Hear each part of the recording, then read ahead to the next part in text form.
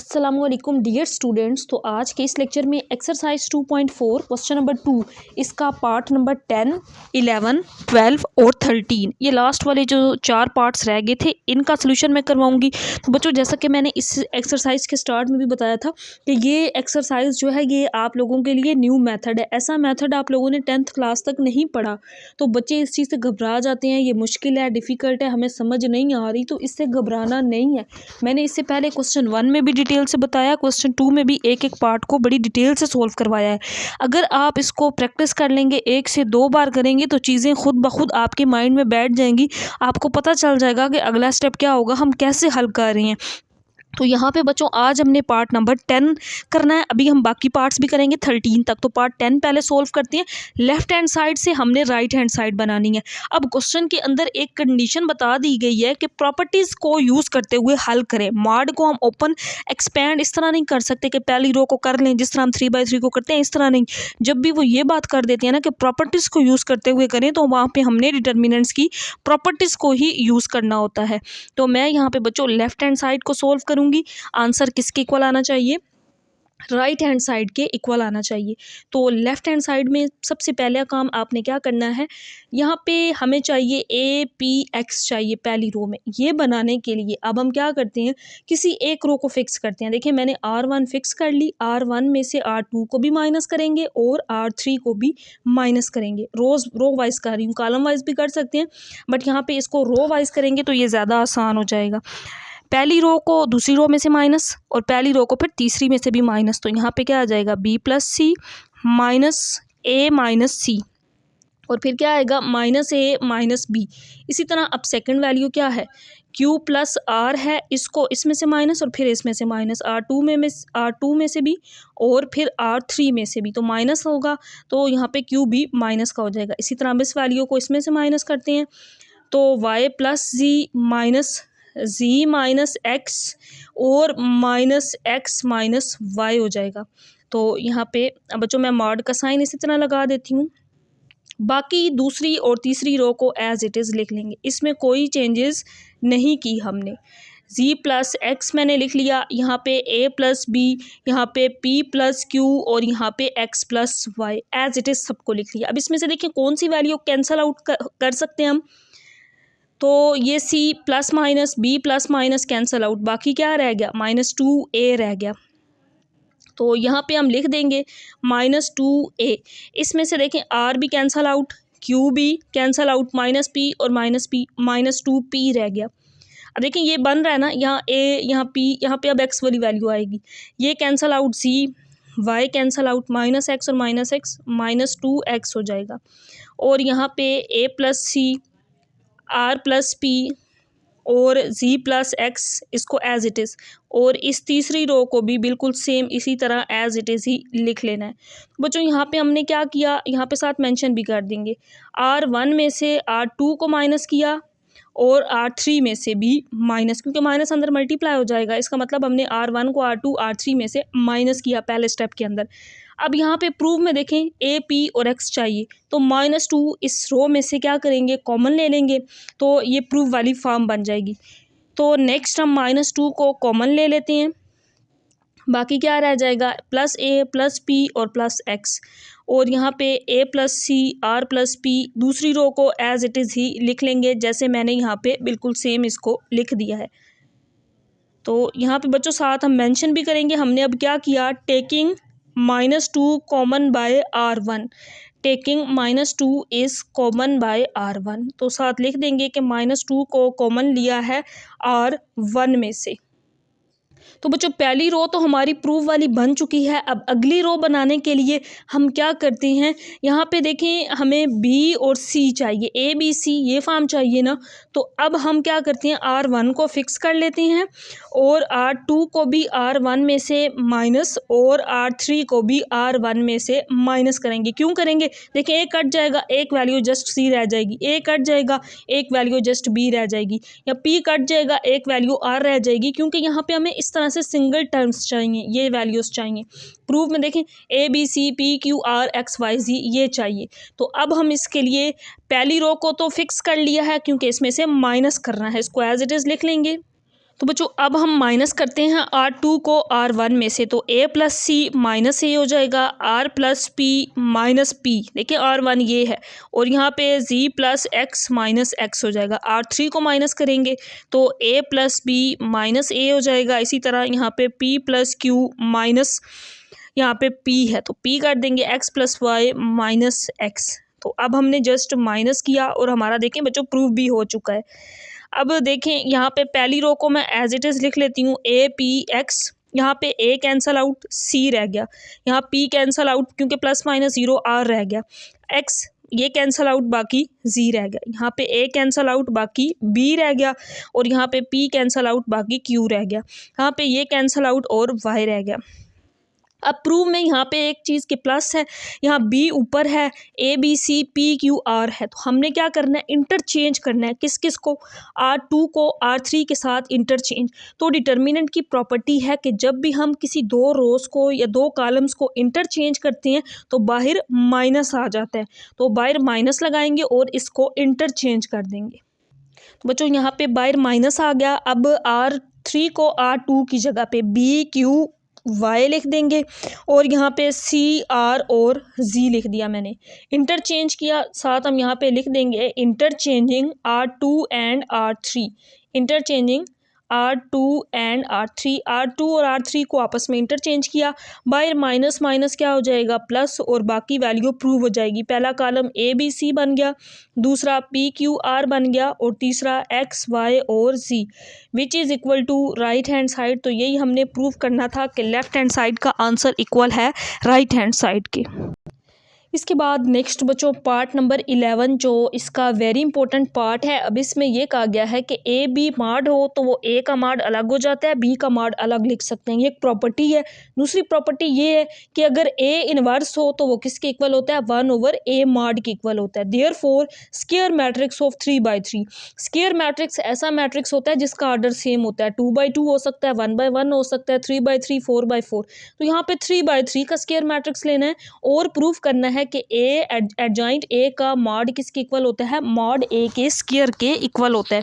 तो सबसे पहले हम यहाँ पे लिख लेते हैं ए कौन सा मैट्रिक्स है, 3/3 का। Let A be a square matrix of order 3/3।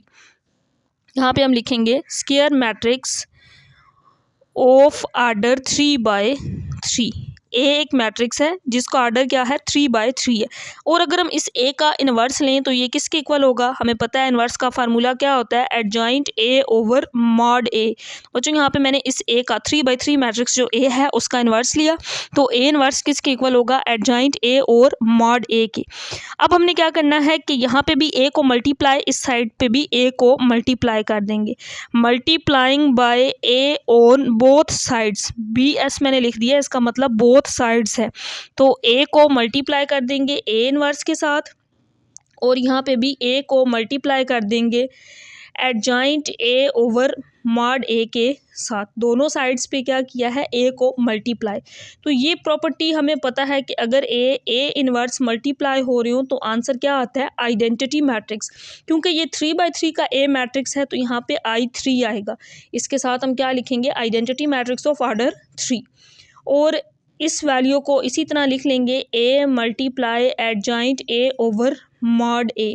Mod A इधर डिवाइड है, अगर इस साइड पे ले जाएं तो I3 के साथ मल्टीप्लाई हो जाएगा, I3 लिखेंगे और इसके साथ हम लिख देंगे मॉड ए, और मल्टीप्लाई यहाँ पे ए मल्टीप्लाई एडजॉइंट ए रह जाएगा।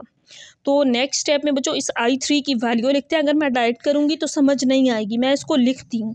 I3 का मतलब आइडेंटिटी मैट्रिक्स जिसका डायगोनल में 1 हो और बाकी सारे 0 हों, तो 1 0 0 0 1 0 0 0 1। तो ये मैंने एक I3 लिख लिया, और साथ ये वाला मॉड इसी तरह, और इस साइड पे ये जो वैल्यू है इसको इसी तरह ही लिख लेंगे। नेक्स्ट स्टेप में हम इसको अंदर मल्टीप्लाई करते हैं, तो 1 के साथ ये मल्टीप्लाई होगा तो मॉड ए, ये 0 यहाँ पे 0 ही रहेगा, यहाँ पे मॉड ए और यहाँ पे भी मॉड ए आ जाएगा। तो इस ए को अंदर मल्टीप्लाई कर देंगे। तो मैंने यहाँ पे बच्चों मल्टीप्लाई किया, जब 1 के साथ मॉड ए को मल्टीप्लाई किया ये आ गया, बाकी सारे तो 0 हो गए। अब हमने क्या करना है, taking determinant on both sides, दोनों साइड्स पे क्या ले लेंगे, डिटर्मिनेंट यानी कि मॉड ले लेंगे। हम यहाँ पे मेंशन करेंगे taking determinants on both sides. Determinant लेंगे दोनों साइड्स पे, यानी कि इस तरह से इसका भी मॉड आ जाएगा और इस साइड पे इसका भी मॉड, ए मल्टीप्लाई एडजॉइंट ए का भी मॉड ले लेंगे। तो यहाँ पे जब मॉड आया अंदर सारी वैल्यू इसी तरह लिख देंगे, मॉड ए ये 0 0 फिर 0, मॉड ए ये 0 0 0 और यहाँ पे मॉड ए। अब यहाँ पे जस्ट हमने मॉड ले लिया तो ये ट्रायंगुलर मैट्रिक्स है, क्योंकि डायगोनल में सिर्फ एलिमेंट्स हैं बाकी ज़ीरो हैं। तो अगर मैं इसको एक्सपेंड करूँ, ये ए सिर्फ मल्टीप्लाई होगा बाकी तो ज़ीरो है, तो यहाँ पे क्या आ जाएगा, मॉड ए पावर 3, सेम वैल्यूज़ है ना, तो ये 3 दफ़ा है इसकी पावर 3, बाकी तो ये ट्रायंगुलर है तो बाकी ज़ीरो हम नहीं लिखते। यहाँ पे हम क्या लिख लेंगे, ए इंटू एडजॉइंट ए। इसके बाद देखिए बच्चों, ये क्वेश्चन में प्रॉपर्टी गिवन थी, अगर ए बी मॉड हो तो उसको सेपरेट लिख सकते हैं। इसी प्रॉपर्टी को यूज़ करते हुए यहाँ पे ये जो मॉड हैं हम इनको सेपरेट लिख सकते हैं, क्योंकि ये गिवन प्रॉपर्टी थी उसको यूज़ किया। तो यहाँ पे मॉड ए यहाँ पे क्यूब था, ये मॉड ए जो है डिटर्मिनेंट ए इधर मल्टीप्लाई है, अगर इस साइड पे ले आएंगे तो इस साइड पे आके क्या हो जाएगा, डिवाइड, और यहाँ पे जस्ट क्या रह जाएगा, एडजॉइंट ए इसका मॉड। अब यहाँ एक पावर कैंसल आउट तो ऊपर क्या रह जाएगा, मॉड ए का स्क्वायर, जो किसके इक्वल आ जाएगा, एडजॉइंट ए के। तो यही कंडीशन हमने प्रूव करनी थी कि एडजॉइंट ए किसके इक्वल होता है, डिटर्मिनेंट ए के स्क्वायर के। तो ये वैल्यू प्रूव हो गई। नेक्स्ट हम इसके बाद अगला पार्ट करते हैं, part number 12।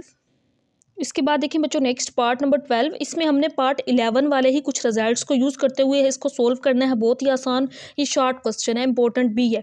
If A is a order 3/3, अगर ए एक ऐसा मैट्रिक्स है जो स्क्वायर मैट्रिक्स है जिसका ऑर्डर 3/3 है, such that adjoint A given है 64 है और ए मॉड का इन्वर्स फाइंड करें।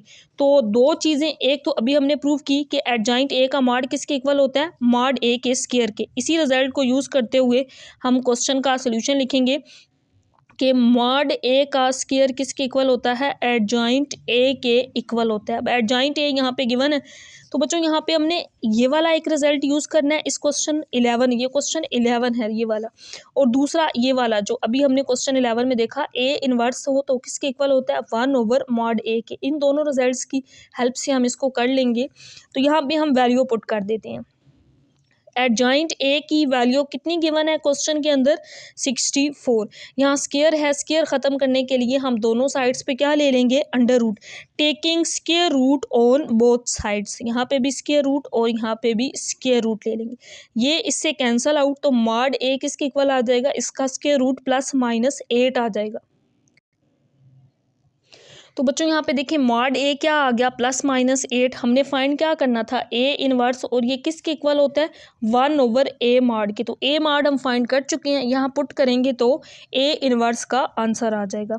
ये रिजल्ट हमने अभी यहाँ पे भी मॉड आता है, एक पार्ट नंबर 11 में देखा था, ए इनवर्स मॉड हमने फाइंड करना है, ये किसके इक्वल होता है, 1/ए मॉड के। तो इसके अंदर वैल्यूज़ पुट कर देते हैं। 1/मॉड ए क्या था, +-8, सो ए इनवर्स मॉड का ये आंसर आ जाएगा। यही क्वेश्चन के अंदर पूछा गया था। नेक्स्ट हम पार्ट नंबर 13 करते हैं। इसके बाद नेक्स्ट बच्चों पार्ट नंबर 13 है। अब इसमें ये कंडीशन ए बी सी अगर रियल नंबर्स हों तो इनका मॉड 0 के इक्वल होता है, ये गिवन है। और प्रूफ क्या करना है, show that either a + b + c = 0 या a = b = c। ये दो कंडीशंस हमने प्रूव करनी है इस रिजल्ट को यूज़ करते हुए। तो यहाँ पे हम इसको लिख लेते हैं कि ये गिवन है b + c, c + a + b, और यहाँ पे c + a + b, b + c, और फिर तीसरी रो a + b, b + c और c + a = 0। इसको यूज़ करते हुए हमने ये और ये दो इक्वेशंस इस तरह की बनानी है। तो हम इसके लिए क्या करेंगे, R1 को R2 और R3 में ऐड कर देंगे ताकि यहाँ 1 1 बना सकें। 1 1 बनेगा तो इसको एक्सपेंड करना आसान होगा। वैसे अगर अब इस पे प्लस लगाएं, इस पे माइनस प्लस, इसको एक्सपेंड करके ये फॉर्म बनानी मुश्किल है। अगर थोड़ा सा इसको सिंप्लीफाई करके इसमें कुछ 1 कुछ ज़ीरोज़ बना लें तो फिर इसको सोल्व करना आसान हो जाता है, जिस तरह हमने शुरू वाले पार्ट्स में किया था। तो हम क्या करेंगे, क्योंकि इसमें B C A नहीं है तो हम क्या करते हैं, R1 R2 R3 को ऐड कर देते हैं। बी प्लस सी और फिर यहाँ पे सी प्लस ए और फिर ए प्लस बी आ जाएगा। इसी तरह यहाँ पे सी प्लस ए है, इसके अंदर ऐड कर देंगे A plus B plus C हो जाएगा। और यहाँ पे ऐड करेंगे A plus B plus C plus A. R1 के अंदर R2 और R3 को जस्ट ऐड किया है, बाकी रोज़ को इसी तरह ही लिख लेंगे।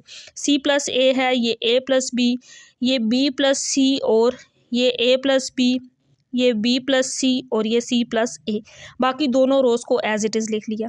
तो यहाँ पे ये इक्वल टू 0 और यहाँ पे साथ लिखना है, आगे जगह नहीं थी मैं ऊपर लिख रही हूँ बच्चों। हमने क्या किया, R1 को R2 और R3 में ऐड कर दिया। अब यहाँ पे इसको देखते हैं, ए 2 दफ़ा है तो इसको 2A लिख सकते हैं, बी 2 दफ़ा है 2B लिख सकते हैं, सी 2 दफ़ा है इसको 2C लिख सकते हैं। यहाँ पे भी इसको 2A plus 2B plus 2C इसको ऐड करें तो 2A plus 2B plus 2C लिख सकते हैं, हम जस्ट ऐड कर रहे हैं। और बाकी दोनों रोज़ को एज इट इज़ ही लिख। तो बच्चों नेक्स्ट मैंने 2 रोज़ को इसी तरह लिख लिया, ये A प्लस बी है, यहाँ पे B प्लस सी, इसको एज इट इज़ लिख लिया। अब इसमें से 2 कॉमन, इसमें से भी 2 कॉमन, इसमें से भी 2 कॉमन, बाकी अंदर रह जाएगा A प्लस बी प्लस सी, यहाँ से इसको कॉमन। देखिए नेक्स्ट स्टेप में मैंने जस्ट 2 कॉमन लिया, अंदर ये रह गया। पहली रो में ये पूरी वैल्यू सेम है, पहली रो में से इसको कॉमन ले सकते हैं 2AB प्लस सी को। जब कॉमन लिया यहाँ 1 रह गया, यहाँ भी 1 रह गया, यहाँ पे भी 1 रह गया। और दूसरी रो को बिल्कुल सेम इसी तरह एज इट इज़ लिख लेंगे, क्योंकि इसमें अभी तक कोई चेंजेस नहीं की, इसको एज इट इज़ ही लिख लेंगे। यहाँ पे B प्लस सी और फिर C प्लस ए। साथ यहाँ पे लिख देंगे क्या किया है, taking common, taking 2 into A plus B plus C common by R1, common by R1 में से इसको कॉमन ले लिया। अब यहाँ 1 है, इस 1 को फिक्स करके यहाँ पे 0 बनाया जा सकता है। कॉलम 1 में से कॉलम 2 को माइनस करके एक्सपेंड करने के लिए कर रहे हैं सारा काम, क्योंकि इसकी एक्सपेंशन, इसको एक्सपेंड करना आसान हो जाएगा इस तरीके से। कॉलम 3 को भी इसमें से माइनस करें, यहाँ पे भी 0 बन सकता है। तो अब हम इस वैल्यू यहाँ इक्वल टू 0 था, इसको साथ इसी तरह ही लिख देंगे। 2 into A plus B plus C, पहला कॉलम फिक्स कर लेंगे 1 C plus A plus B. दूसरे कॉलम को कॉलम 1 में से माइनस, तो 1 माइनस 1 0। A प्लस बी को माइनस करेंगे तो यहाँ पे A plus B minus C minus A आ जाएगा। इसी तरह यहाँ पे भी B plus C minus A minus B हो जाएगा। इसको भी कॉलम 1 में से minus 1 minus 1 0, B plus C को माइनस करेंगे तो ये माइनस सी और माइनस ए हो जाएगा। इसी तरह इस वैल्यू को माइनस करेंगे C प्लस ए माइनस बी। तो यहाँ पे बच्चों हम लिखेंगे, हमने क्या किया, C2 minus C1 C3 minus C1, और ये वाला जो मार्ड था ये वैसे 0 के इक्वल है, इसको इसी तरह 0 के इक्वल लिख देंगे। अब हमने क्या करना है, इसमें से ये A कैंसल आउट, इसमें से देखें B cancel out, C cancel out और इसमें से A कैंसल आउट। पहली रो को एक्सपेंड कर देंगे, एक्सपेंडिंग बाय R1। अब इसको आगे यानी कि मॉड को इसको हल करना आसान हो गया है, एक्सपेंडिंग बाय R1। तो यहाँ पे 2 into A plus B plus C लिख लेंगे। तो पहली रो और पहला कॉलम छोड़ देंगे, बाकी क्या रह जाएगा, B माइनस सी और यहाँ पे B माइनस ए रह गया, यहाँ पे C माइनस ए रह गया, कैंसल आउट होगी बाकी वैल्यूज़। तो यहाँ पे C माइनस बी रह गया और इज इक्वल टू 0। अब इस मॉड को हल करना आसान है, इसको इसके साथ मल्टीप्लाई, इसको इसके साथ, दरमियान में माइनस का साइन। यहाँ पे 2 into A plus B plus C को एज इट इज़ लिखेंगे और इसको मल्टीप्लाई, तो B माइनस सी को मल्टीप्लाई करेंगे C माइनस बी से, फिर माइनस इसको मल्टीप्लाई, तो यह आ जाएगा B minus A into C minus A is equal to 0। यहाँ पे इसको मल्टीप्लाई करेंगे, इस वैल्यू को बाहर जो है इसको मैंने एज इट इज़ लिख लिया, और यहाँ पे पहले B को अंदर दोनों के साथ, फिर माइनस C को दोनों के साथ, तो ये आ जाएगा B² माइनस BC आएगा। यहाँ पे BC, B को कर रहे हैं ना मल्टीप्लाई, तो ये स्क्वायर नहीं है, BC फिर माइनस B²। अब C को करेंगे तो minus C² minus minus plus BC आ जाएगा। यहाँ पे माइनस, इसी तरह पहले इसको अंदर मल्टीप्लाई, तो BC माइनस AB, अब A को मल्टीप्लाई करेंगे दोनों के साथ, माइनस AC प्लस A²। तो नेक्स्ट स्टेप में माइनस को अंदर मल्टीप्लाई कर देंगे, साइन चेंज हो जाएंगे। तो इसके बाद देखिए बच्चों, मैंने यहाँ माइनस को अंदर मल्टीप्लाई करके लिख लिया। अब यहाँ पे बी सी सिर्फ कैंसिल आउट होता है, बाकी सारी वैल्यूज़ को इसी तरह लिख लेंगे। पहले ए स्क्वायर बी स्क्वायर माइनस सी स्क्वायर ये लिखेंगे, फिर ए बी सी और ये ए सी, इस सारी वैल्यू को मैं अरेंज करके नेक्स्ट स्टेप के अंदर लिखती हूँ। तो यहाँ पे इस 2a + b + c इसको एज इट इज़ लिख लेंगे। अब यहाँ पे पहले ए स्क्वायर, तो माइनस ए स्क्वायर, फिर ये माइनस बी स्क्वायर माइनस सी स्क्वायर आ जाएगा। फिर बाकी वैल्यूज़ तो ये ए बी और फिर बी सी और फिर ये वाला सी ए या ए सी ये आ गया = 0। अब यहाँ से माइनस को कॉमन ले सकते हैं, तो माइनस इस पूरी वैल्यू में से कॉमन लेना पड़ेगा। इन सब में से माइनस बाहर आएगा, यहाँ पे -2 आ जाएगा, तो अंदर साइन चेंज हो जाएंगे। बच्चों मैं यहाँ पे एक एक स्टेप को एक्सप्लेन करके, इसको थोड़े स्टेप्स बेशक ज़्यादा बन रहे हैं, आप चाहें तो डायरेक्ट भी कर सकते हैं। मैं एक एक स्टेप को एक्सपेंड करके सही करके आपको बता रही हूँ, ताकि किसी स्टेप में किसी किस्म की कोई कन्फ्यूजन ना हो। तो जस्ट मैंने इस माइनस को कॉमन लिया, अंदर पूरी वैल्यू के साइन चेंज हो गए। ये माइनस में थे प्लस में हो गए, ये तीनों वैल्यूज़ प्लस में थी, तीनों माइनस में हो गई। अब यहाँ पे माइनस को बाहर ही रहने दें और 2 को अंदर वाली वैल्यूज़ के साथ मल्टीप्लाई, तो यहाँ पे -a + b + c रह गया, 2 अंदर multiply 2a square 2b square 2c square, यहाँ पे भी -2ab -2bc और -2ac हो जाएगा। 2 को अंदर मल्टीप्लाई कर दिया। अब ये वाली बाहर वाली वैल्यू इसी तरह लिख लेंगे और इस a स्क्वायर 2a स्क्वायर को लिख सकते हैं a square + a square, 2b square को लिख सकते हैं b square + b square, 2c square को c स्क्वायर + c स्क्वायर 2 दफ़ा। और इस वैल्यू को ये क्यों लिख रहे हैं, ताकि हम यहाँ पे फार्मूला बना सकें, हम वैल्यू प्रूव कर सकें। अभी आपको जब प्रूव करेंगे तो समझ भी आ जाएगी कि ये सारा काम क्यों कर रहे हैं। तो -a + b + c इसको मैंने लिख लिया। बच्चों यहाँ पे अब हम फार्मूला बनाते हैं। पहले मैंने इसमें से a स्क्वायर लिखा, फिर प्लस इस b स्क्वायर को लिखा, साथ क्या आएगा -2ab, ये a - b का होल स्क्वायर बन जाएगा। नेक्स्ट इसमें से मैंने ये एक दूसरा a स्क्वायर ये वाला लिख लिया और यहाँ से ये c स्क्वायर लिख लिया प्लस c स्क्वायर, ये a और c है तो यहाँ से इसके साथ ये तो पहले लिख लिया था ना, अब ac आ गया -2ac, तो ये a - c का होल स्क्वायर बन जाएगा, क्योंकि वैल्यू a = b = c हमने प्रूव करनी है। तो एक वैल्यू ये और दूसरी वो थी। तो अब बाकी इसमें देखें क्या रह गया, b स्क्वायर रह गया और c स्क्वायर रह गया। अब इसको लिख लेते हैं b स्क्वायर + c स्क्वायर और bc के साथ ये वाला -2bc लिख देंगे = 0। अब इनको होल स्क्वायर्स में लिख देंगे, -a + b + c को इसी तरह।